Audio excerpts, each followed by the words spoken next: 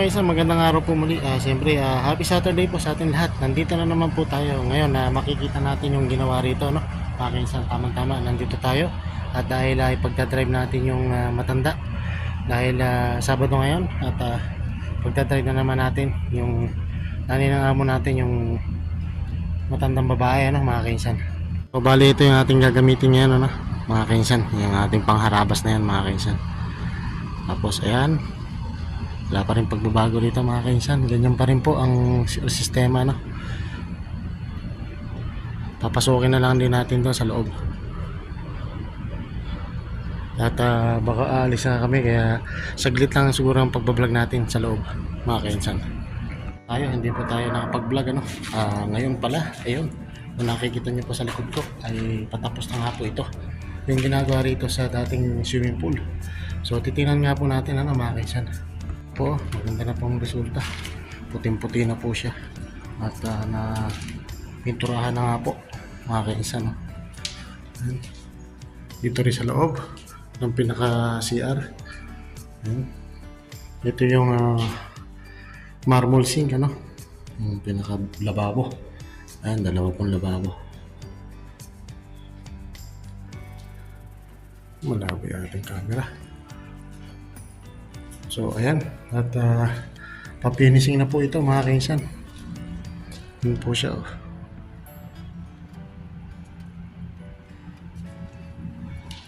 Marami na po siyang natatapos dito, mga kainsan.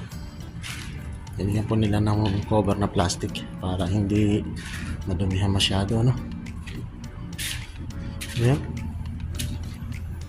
Ganyan po yung style, eh.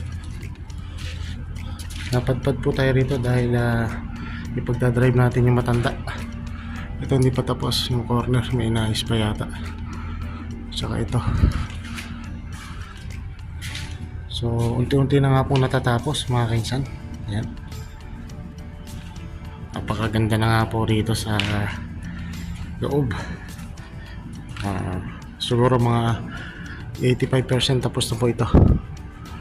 85% okay na siya. So ayan nga po yung mga ginagamit nila na pintura, mga kainsan. Tapos ito, ayan, ang daming kalat din, mga kainsan, no? Ayan, may kalat pa dyan. Hindi pa nila nililigpit siguro pagkatapos na. Yan, maganda nga po ng ano rito pagkapintura nila, binasilya at saka pinapahira na po ng pintura na.